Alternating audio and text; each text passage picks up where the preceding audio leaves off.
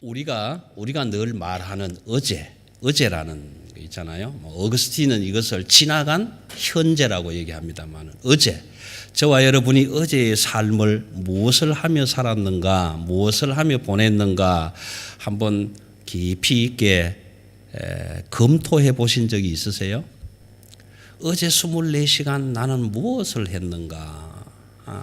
A4 용지 갖다 놓고 이건 내가 하고 싶어서 한 일이다.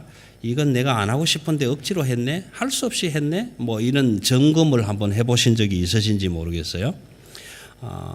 근데 그 가만히 이렇게 점검을 해보면 많은 일들 가운데 대부분은 내가 하고 싶고 즐거워서 한 일인데 그 일들 가운데 조금씩은 안 하고 싶은 일들도 하고 있었다라는 거예요.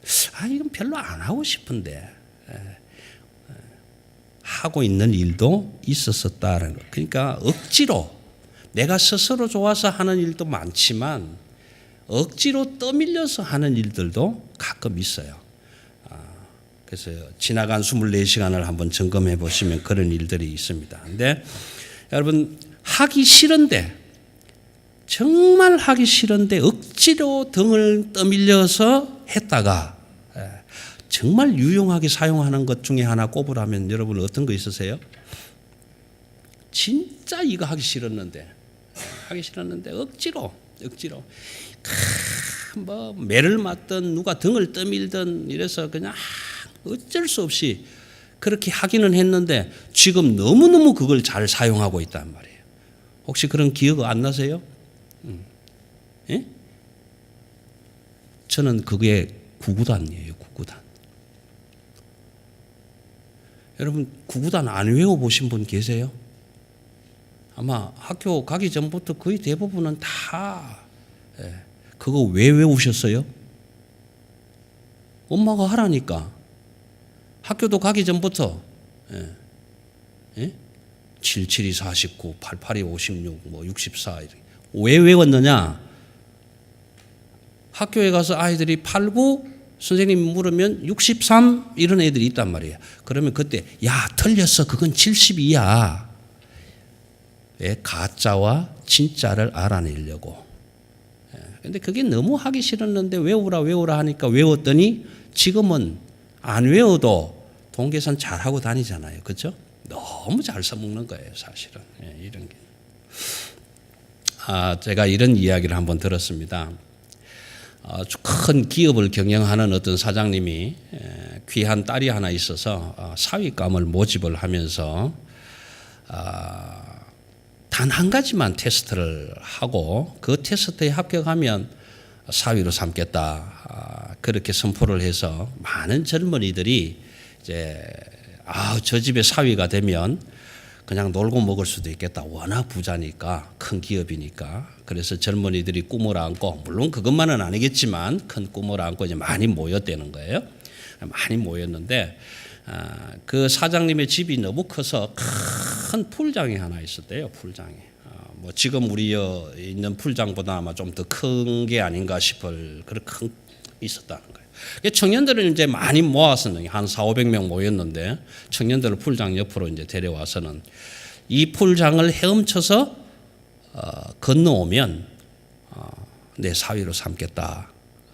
그렇게 했는데 그 풀장 안을 이렇게 데려다보니까 물이 가득 차 있는데 거기에 뱀이 한 절반 정도 막 이래 있으면서 막 이래 움직이고 있는 게 보는 거예요. 뱀이.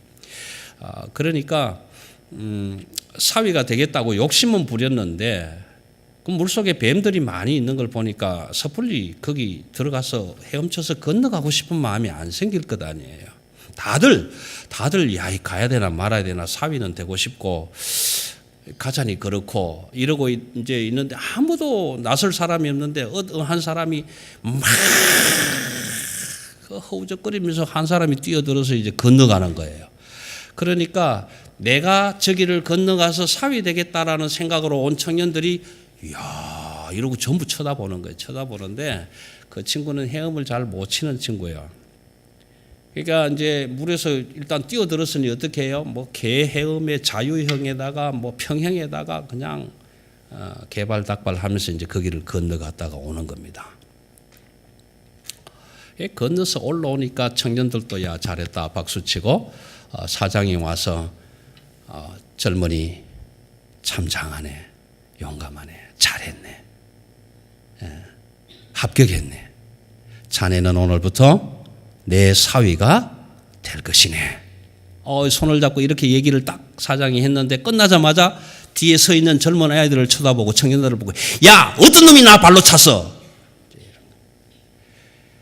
내가 사위가 되려고 뛰어든 게 아니라 어떤 놈이 발로 차는 바람에 빠져가지고 뱀한테 안 물리려고 허우적거리면서 그 길을 건너갔다 왔다가 그 기업가의 사위가 됐다는 거예요. 어떻게? 떠밀려서 안 하고 싶은데 억지로 떠밀려서. 여러분 예수를 믿는다는 것, 신앙생활 한다는 것, 교회를 다닌다는 것, 복음을 듣는다는 것, 나는 별로 하고 싶지 않은데, 별로 안 하고 싶은데 누군가 나의 등을 떠밀어서 안 갈 수 없는 상황이라면은 여러분 그게 하나님이 허락하신 하나님의 은혜인 줄 믿으시기 바랍니다. 오늘 저와 여러분이 이 자리에 와 있는 것은 바꾸어 말하면 누가 안 가고 싶은데 나를 떠밀어서 온 것도 있겠지만 누군가가 저와 여러분을 초청했기 때문에 여기에 와 앉아 있는 거예요. 이 자리에. 그런데 그 초청한 사람이 누군지는 모르겠지만 오늘 또 주일이다, 예배당에 가야지, 예배를 드려야지 하는 마음의 큰 음성을 가지고 있었는데 그것 안 듣고 싶은 사람들은 스스로 포기합니다. 자포자. 지난주에 말씀드렸는데 스스로 포기하게 된다.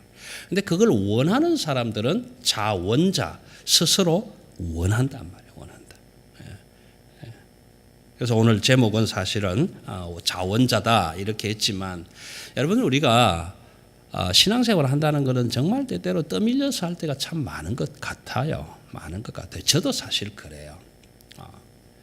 지난 한 주간 동안 설교 본문을 한 5번 썼다 지웠다 했는데 오늘 새벽에 또 썼다 지웠다 하다가 이걸 해야 좋은 건지 저걸 해야 좋은 건지 한번 묻고 싶은 생각이 들었어요. 여러분 설교 준비를 다 했는데 새벽녘에 꿈에서 설교 본문이 하나 떠올랐어요.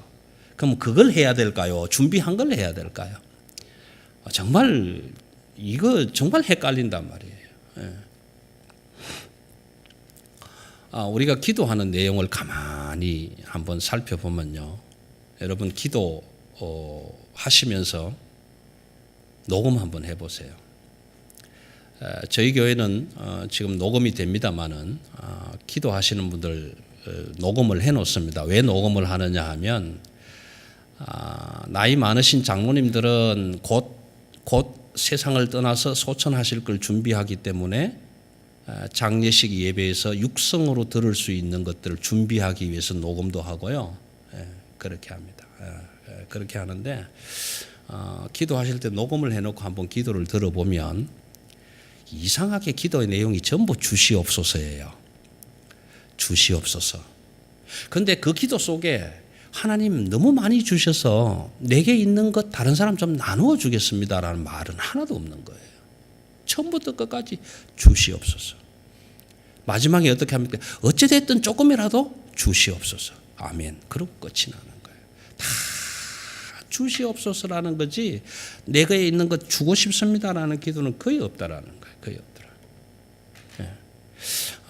좀 두서가 없는 것 같지만 오늘 이 서두를 잘 여러분 한번 꽤 맞춰 보셔야 됩니다. 그래서 오늘 본문 내용은 13절, 14절, 15절에서부터 나오는 이 본문의 내용은 우리가 신앙하고 있는 기독교의 기본, 핵심 아주 근간이 되는 내용입니다. 그래서 하나도 버릴 수 없는 내용입니다. 그래서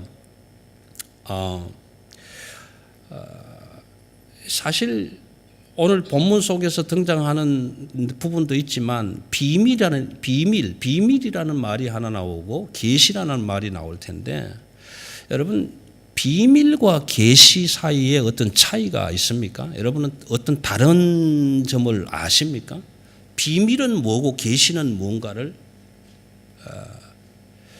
여러분, 비밀과 계시 사이에는 어떤 차이가 있는 것 같습니까?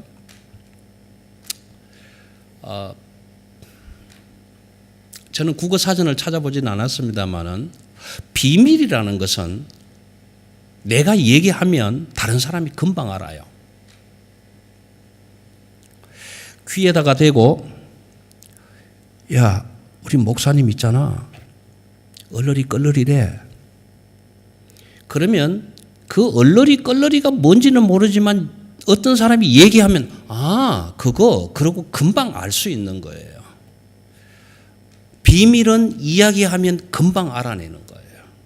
그런데 계시는 얘기해줘도 몰라요.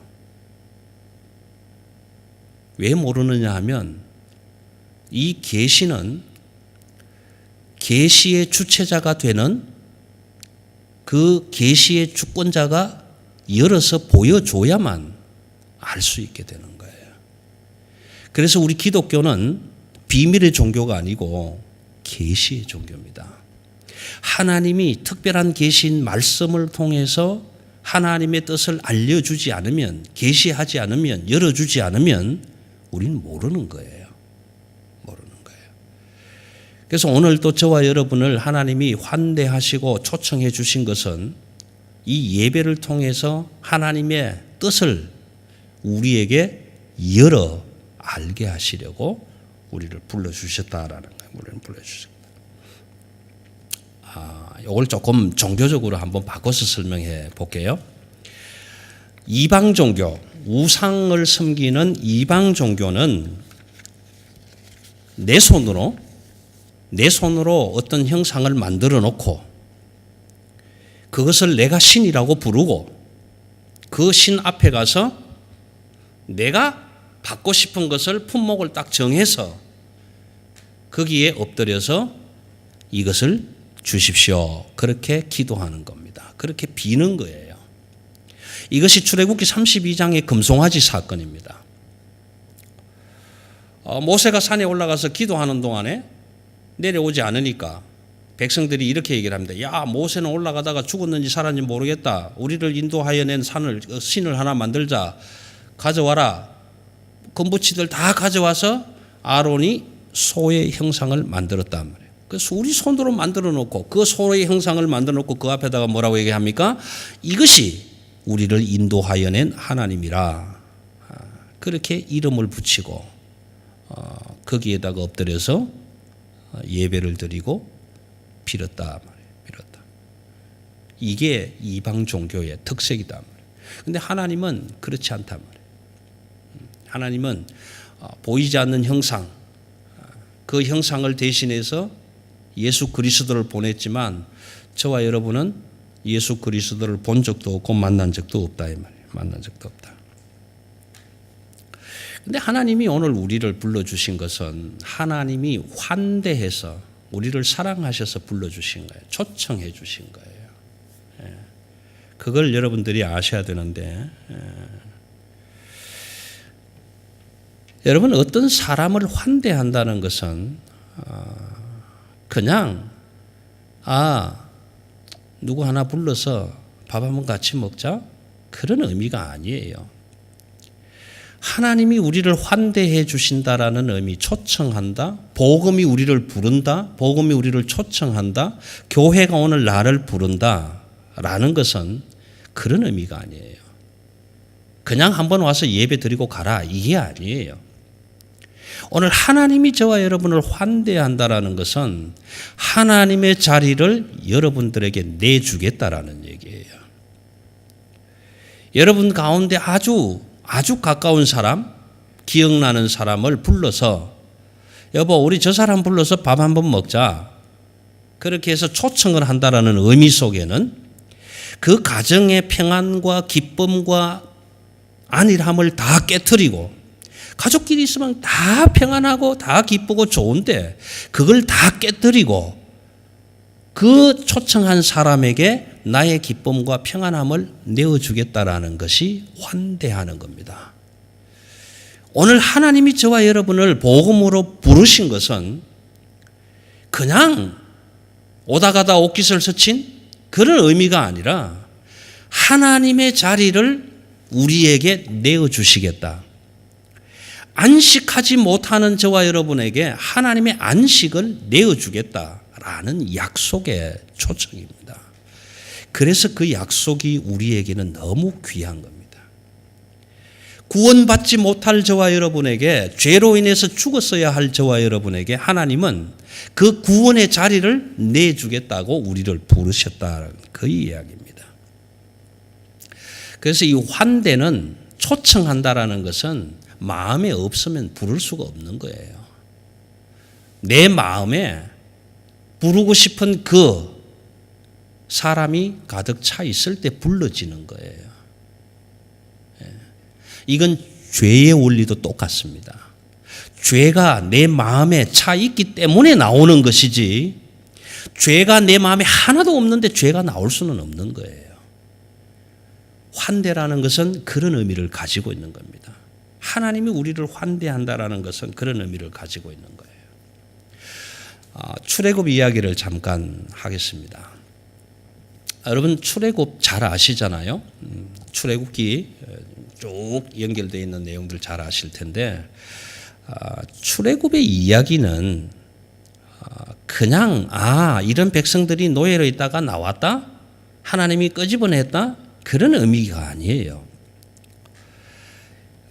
이스라엘 백성들이 애굽에서 노예 종살이를 할 그 당시에는 모든 나라들마다, 모든 민족들마다 그 나라와 민족을 지켜주는 신들이 있었어요. 소위 말하면 수호신이 있었단 말이에요. 그래서 바벨론의 신도 있고 애굽의 신도 있고 다 신들이 있단 말이에요. 전쟁을 하잖아요. 나라와 나라가 전쟁을 하면, 전쟁을 해서 이기면 그 지키는 신이 이긴 거예요. 신이 강한 거예요. 지면 그 나라를 지키고 그 백성을 보호하는 신은 죽어버리는 거예요. 신이 죽었다라는 얘기는 결과적으로 어떻게 나타나느냐 하면 백성들이 포로가 되고 노예가 되는 거예요. 그래서 여러분 만신전이라는 그 신전에 가면 오늘 호주의 AFL 리그 하는 것처럼 싸워서 이겨서 제일 잘한 사람이 제일 꼭대기에 이름이 올라가는 거예요. 당시에는 모든 나라가 싸워서 최고 강한 신이 제일 위에 올라가는 거예요. 그런데 만신전에 가보니까 하나님이 없는 거예요. 그러니까 그건 신도 아니라고 생각하는 거예요. 그보다 더 중요한 건 뭐냐 하면 이스라엘 백성들이 노예가 되었다는 사실은 그 백성들에게는 신이 없다라는 거예요. 자기를 지켜주고 나라를 지켜줄 신이 없기 때문에 노예가 된 거예요. 자, 그런 노예, 나를 지켜줄 신도 하나 없는데 세상에 수없이 많은 신들이 있는데 그 많은 신들 중에 나를 지켜줄 신이 없는 거예요. 내 나라를 지켜줄 신이 없는 거예요. 그래서 노예 생활을 지금 하고 있는 거예요. 자, 그런데 그런 노예 생활을 너무 힘들게 하니까 신음하고 기도하잖아요. 그래서 하나님이 이렇게 얘기를 합니다. 모세를 불러서 내가 저 백성들의 신음 소리를 들었다. 모세야 가라. 가서 저 백성들을 끄집어내라. 그럼 가서 뭐라고 할까요? 너희가 내 말을 듣고 순종하면 나는 너희 하나님이 되고 너희는 내 백성이 되겠다. 여러분 이 말은요, 나를 지켜줄 신이 하나도 없는 참으로 불쌍한 노예 같은 삶을 살고 있는 나를 찾아오셔서 신이 찾아와서 내가 오늘부터 너의 신이 되어줄게. 내가 오늘부터 너를 지켜줄게. 이 말씀을 하시는 거란 말이에요. 그럼 신이 없어서 노예하고 있는 우리는 이스라엘 백성들은 뭐라고 환호했겠는가? 우리 집사님 중에 그런 말을 참 재미있게 잘 쓰시는 분이 있어요. 아마 이스라엘 백성들에게 하나님이 찾아오셔서 오늘부터 내가 너희를 지키는 신이 되어서 노예 생활 안 하게 하겠다. 여기서 해방되게 하겠다. 그 얘기를 했으면 아마 그 백성들이 이렇게 했을 게, 아싸, 오늘부터 나도 신이 있다. 오늘부터 나도 전쟁할 수 있다. 오늘부터 나도 민족이 될 수 있다. 오늘부터 나도 노예가 아니다. 그러면 뭐라고 할까요? 그 무리들이 모여서 아마 이렇게 했을 거예요. Yes. Okay. Thank you. 아리가토. Gracias. 맵시볶음, 슈크람, 시시해. 오만 감사하는 이야기는 아마 다 내뱉었을 거예요. 내가 오늘부터 너희의 신이 되어주겠다. 야, 그러면 우리도 싸울 수 있다. 전쟁도 할 수 있다. 민족도 만들 수 있다. 나라도 가질 수 있다. 땅도 가질 수 있다. 자자손손 번성할 수 있다. 여러분, 이게 얼마나 큰 하나님의 관대하심인지 모른단 말이에요. 오늘 저와 여러분이 죄로 인해서 죽을 수밖에 없다는 성경의 진리 속에서 죄로 인해서 노예로 살아가는 저와 여러분에게 그 죄를 해결해 줄 수 있을 만한 수없이 많은 신들이 있는 가운데 내 죄 하나를 해결해 줄 수 없는 신이 없어서 그렇게 전전긍긍하고 있는 저와 여러분을 찾아오셔서 오늘부터 내가 너희의 신이 되어주겠다. 이것이 출애굽의 역사입니다, 여러분. 이것이 출애굽의 역사. 아싸, 오늘부터는 내가 죄 없다 여김을 받는다. 하나님이 나를 불러서 오늘부터 내가 너의 신이 되겠다고 말씀해 주셨다. 그 신은 내가 죄가 있어도 죄 없다고 여겨주는 신이시다. 여러분, 이스라엘 백성들이 얼마나 큰 감격인지 몰라요. 그냥 한 지역에서 노예하다가 끄집어냈다 이런 의미가 아니에요, 여러분.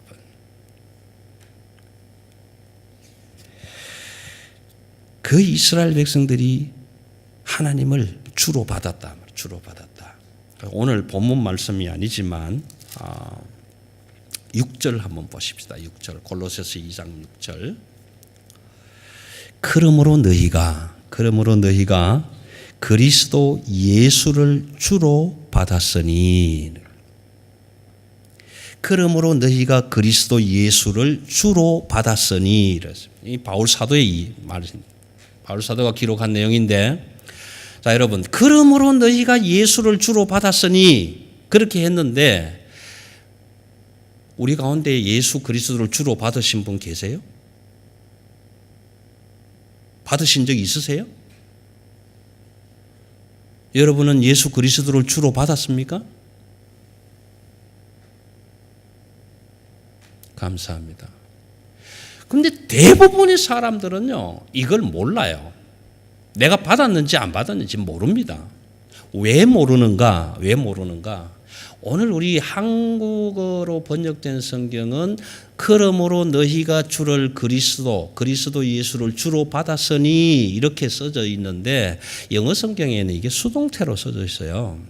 have received 이렇게 받아졌다라는 거예요. 받아졌다.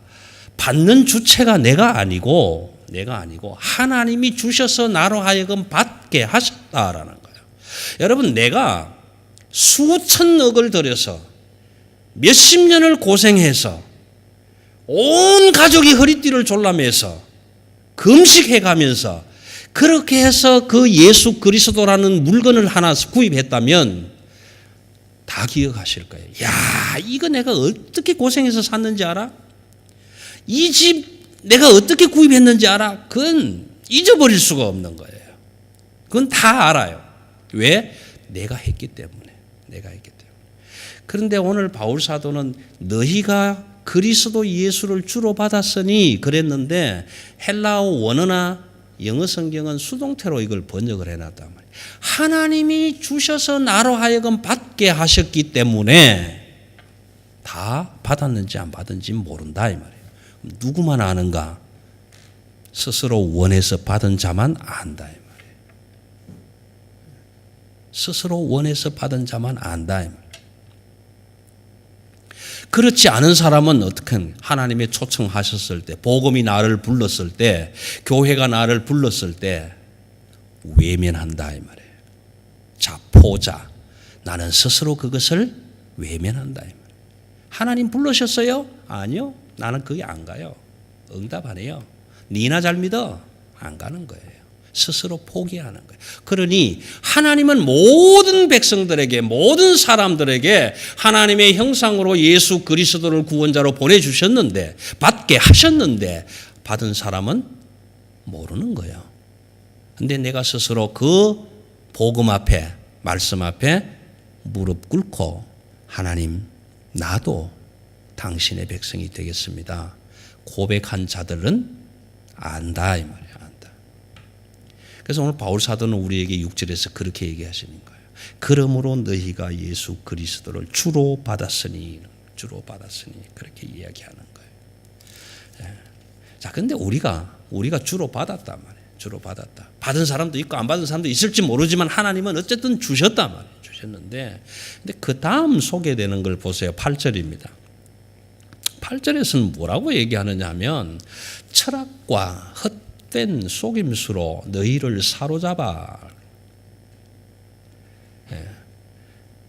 철학과 헛된 속임수, 거짓 가르침에 붙들려서 포로가 되어서 마지막에 뭐라고 합니까? 그리스도를 따름이 아니다라고 하는 거예요. 아니다. 하나님은 예수 그리스도를 따르라고 다 모든 백성들에게 주셨는데 나는 그것을 스스로 외면하고 철학과 거짓 속임수를 따라갔다. 그것을 하나님은 바라보시고 그거는 예수를 따르는 것이 아니다라고 얘기하는 거예요. 이건 누가 아느냐? 우리가 아는 거예요. 내가 예수를 따르는지 세상 철학을 따라가는지는 우리가 안다. 우리 스스로가 알게 돼 있다. 알게 돼 있다. 네.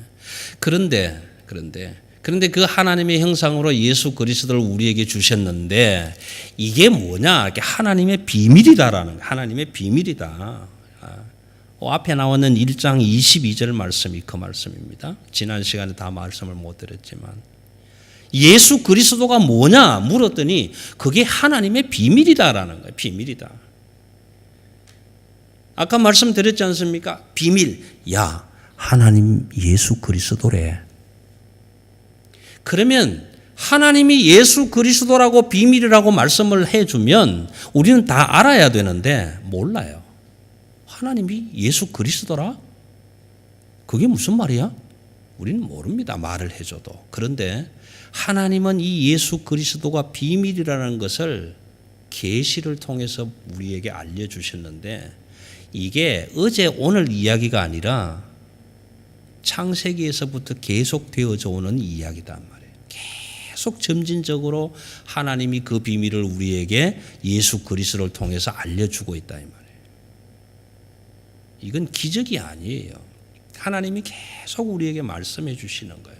그래서 어느 날 복음 앞에 내가 깨지고 하나님 앞에 섰을 때에 그때 그러므로 너희가 그리스도 예수를 주로 받았으니라는 표현을 하게 되는 겁니다. 그러면 그 하나님의 영광이라고 말하는 예수 그리스도, 하나님의 비밀이라고 말하는 예수 그리스도가 뭐냐라는 거예요. 뭐냐. 그 첫 번째가 오늘 13절입니다. 예수 그리스도가 뭐냐? 죄로 인해서 죽을 수밖에 없는 저와 여러분을 살려내신 분이다. 그분이 예수 그리스도다라는 거예요. 죄에서 우리를 살려낸 것만이 아니라 우리 자필로 나는 죄인입니다. 이런 죄를 지었습니다. 각서처럼 쓰고 거기에 사인을 한 죄의 문서, 노예의 문서까지 다 쏟아버리시고 그것도 모자라서 그놈 종이 조각을 십자가 위에다가 못 박아버리신 분이 예수 그리스도다. 그게 하나님의 비밀이다라는 거예요. 하나님이. 그것만 했으면 또 모르겠는데 그런 예수를 믿고 신앙생활을 하고 교회 생활을 하고 그리스도인이라고 살아가는 사람들을 비웃고 조롱하고 쓰러뜨리고 넘어뜨리고 그렇게 해서 적대시하는 모든 권세들을 하나님이 무장해제시키셨다라는 거예요. 무장해제를 시키셨다. 이 말씀의 가장 핵심적인 내용은 시편 23편에서 나옵니다. 여호와는 나의 목자시니 내게 부족함이 없으리로다. 쭉 내려가시면 원수들 앞에서 상을 베푸시고 내게 기름을 부어주셨다. 내게 기름을 부어주셨다라는 거예요. 예수를 믿는다고 복음을 따라서 산다고 세상하고 같이 못 산다고 어울리지 않는다고 욕하고 미워하고 시기하고 질투하는 그런 많은 사람들 앞에서 영광 중에 나타나실 때에 상을 그 앞에 베푸시고 내게 기름을 부어주셨다. 이것이 1장에서 말하는 소망, 영광의 소망이다 이 말이에요. 그걸 얘기해 주시는 거예요. 그런데 이 그리스도가 이렇게 이 일을 하나님의 뜻을 나타내셨던 이 그리스도가 하나님이 우리에게 보여주신 계시의 비밀인데 2장 8절에 너희는 그를 따르지 않는다. 그를 따르지 않는다. 왜요? 누가 안 따르게 해요? 자기 스스로 결정하는 거예요. 자기 스스로 결정. 그리고 19절에 보면 머리를 붙든다라는 말이 나옵니다. 머리를 붙든다라는 말이 나오는데 하나님의 영광인 예수 그리스도 그 비밀한 것을 함께하는 첫 번째 지표가 뭐냐 하면은 세례입니다. 세례. 12절에 2장 12절 말씀에 이제 세례로 그리스도와 함께라는 말이 나오는데요. 여러분 이 세례는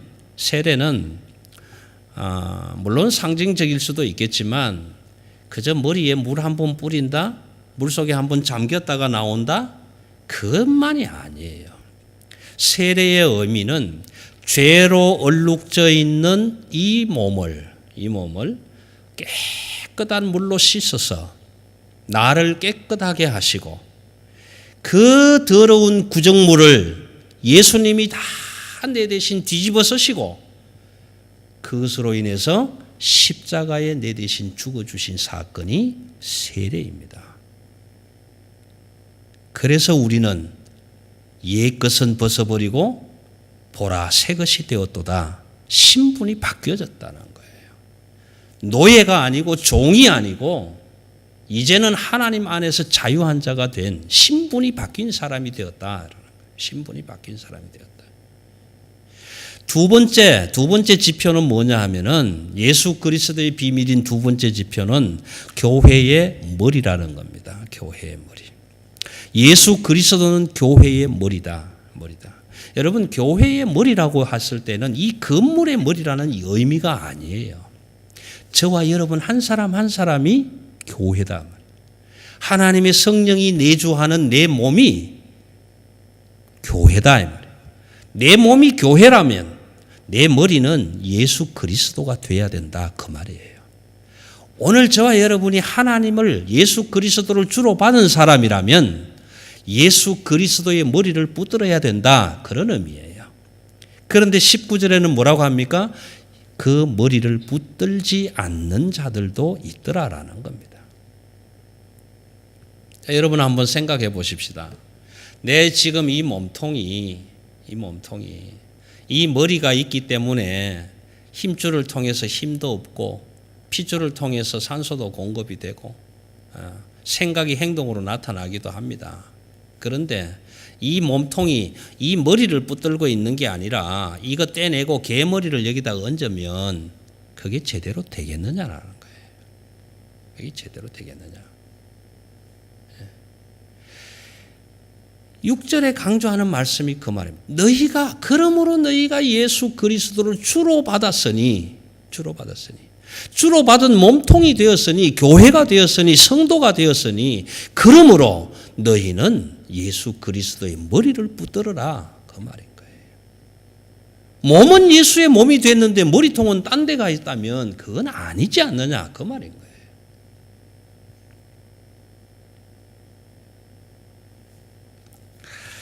여러분 오늘 저와 여러분이 이 자리에 와 있는 것은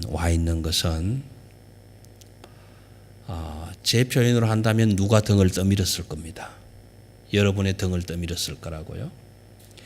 바꾸어 말하면 내 안에 계신 성령의 역사하심으로 세상에 좋은 일들 많지만 그쪽으로 가는 게 아니라 오늘 이 예배의 자리를 내가 지켜야 되겠다라고 초청하고 환대해서 불러주셨을 거란 말이에요. 분명히 부를 사람이 있었을 거라고요. 그걸 저와 여러분이 이제는 깨달아야 됩니다. 내가 오늘 왜 여기에 왔는가? 세상에 많은 머리들도 있는데 왜요? 나는 그리스도의 머리를 붙들었기 때문에 여기 올 수 있는 거예요.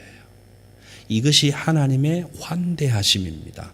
예수의 머리를 붙든 사람을 왜 여기다가 불러 앉혀놨는가? 뭐 하려고? 하나님은 하나님의 자리를 그리스도의 머리를 붙들고 있는 저와 여러분에게 내어주시겠다고. 안식하지 못하는 저와 여러분에게 하나님의 안식을 주시려고. 기쁨 얻지 못하는 저와 여러분에게 하나님의 기쁨을 주시려고. 그래서 여기에 불러 모았단 말이에요. 그 사건이 예배의 사건입니다. 그래서 이스라엘 백성들을 불러서 뭐라고 합니까? 우리가 하나님을 예배할 것이다. 하나님을 예배할 것이다.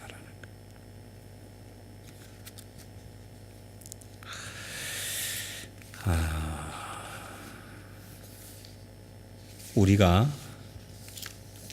많은 내용들이 있겠지만 하나님의 부르심을 받고 노예처럼 종처럼 살았던 이스라엘 백성들, 오늘 이 시대를 꼭 그들처럼 살아가는 저와 여러분을 하나님이 부르셔서 환대해 주셔서 그리스도의 머리를 붙든 하나님의 백성으로 삼으셨다면, 신분이 바뀌었다면 이제는 어떻게 살 것인가? 그 내용을 오늘 다 말씀드리지는 못하겠습니다만은 1장에서 읽어드리고 왜 우리가 신분에 걸맞게 살아야 되는지를 바울의 기도의 내용을 제가 읽어드리겠습니다. 1장 9절부터 한번 보시기 바랍니다. 예수 그리스도의 머리를 붙들고 신분이 바뀐 하나님의 사람들은 이제 종처럼 노예처럼 사는 것이 아니라 어떻게 살아야 될 건가? 9절 제일 끝부분입니다. 모든 신령한 지혜와 총명에 하나님의 뜻을 아는 것으로 채우고, 이게 사실은 바울의 기도의 내용이지만 우리가 어떻게 되기를 원하는가? 바울이 원하는 게 아니라 바울은 하나님에게 이 부탁을 하는 거예요. 예수 그리스도의 머리를 붙들고 있는 골로새 교회뿐만 아니라 오늘 이 시대의 모든 하나님의 사람들에게 하나님의 뜻을 아는 지혜로 채우고, 10절 합당하게 행하여 범사에 기쁘고 선한 일에 열매 맺고 하나님을 아는 것에 자라가게 하시고, 11절 그의 영광의 힘을 따라 모든 능력으로 능하게 하시며 기쁨으로 모든 견딤과 오래 참음에 이르게 하시고, 12절 우리로 하여금 빛 가운데서 성도의 기업의 부분을 얻기에 합당하게 하신 아버지께 감사하게 하시기를 바라노라. 그리스도를 머리로 붙들고 있는 사람들은 이제 이렇게 살아야 된다라는, 신분이 바뀌었으니까 이렇게 살아야 한다라고 말씀해 주시는 내용이에요.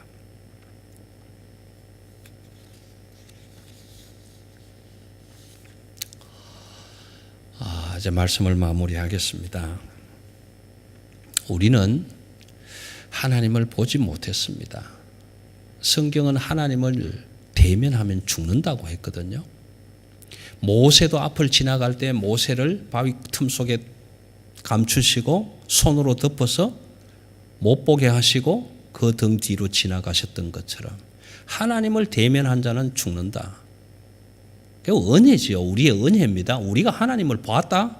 그럼 여기 같이 앉아 있을 방법이 없습니다. 그런데 우리는 하나님을 보지 못했지만 보지 못한 자들을 향해서 하나님의 형상인 예수 그리스도를 보내주셔서 우리로 하여금 그 비밀을 알고 깨닫고 하나님을 아는 지식을 채워가게 하셨다. 하나님이 신인지 아닌지 모르는 우리에게 하나님은 오늘도 말씀하시기를 이제부터는 내가 너희의 신이 되어주겠다. 그렇게 말씀하신 거예요. 이 표현이 오늘 2장 1절에서 바울이 하는 표현입니다. 바울이 뭐라고 표현을 하느냐 하면 골로새 교회 성도들에게 너희는 내 육신의 얼굴을 보지 못했다. 나를 보지도 못했지만 그럼에도 불구하고 나는 이렇게 기도하고 있다라고 표현합니다.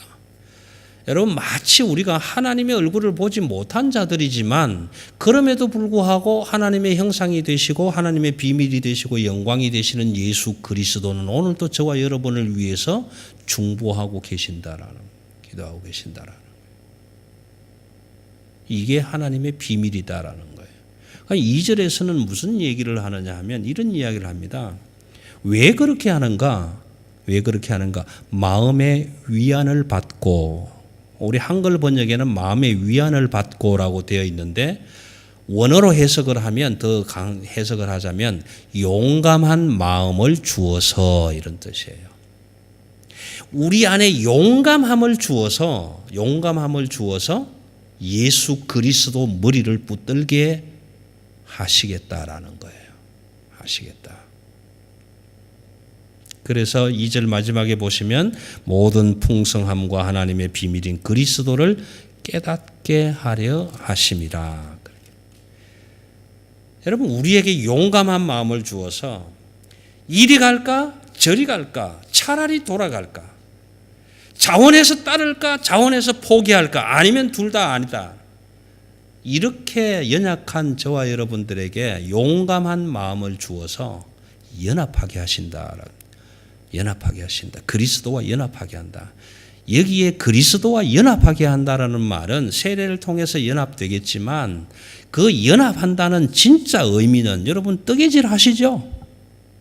코바늘 이래 뜨개질 안 하세요? 아우강도 하시고, 요즘은 뭐 편물 기계, 뭐 장미 505 짜라락 왔다 갔다 다 쇠타 짜고 하지만, 여러분 연합한다라는 말은요, 영어로 이렇게 표현했으면 knitting, K-N-I-T-T-I-N-G, knitting, 실을 가로실 세로실로 짜가지고 천을 만든다라는 거예요.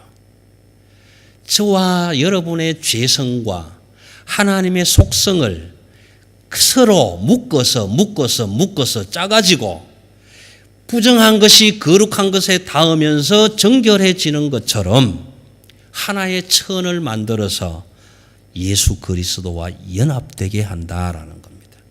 그 연합되는 가장 근본적인 것이 뭐냐? 세례고, 그 다음에는 예수 그리스도의 머리를 붙드는 일이다라는 것입니다.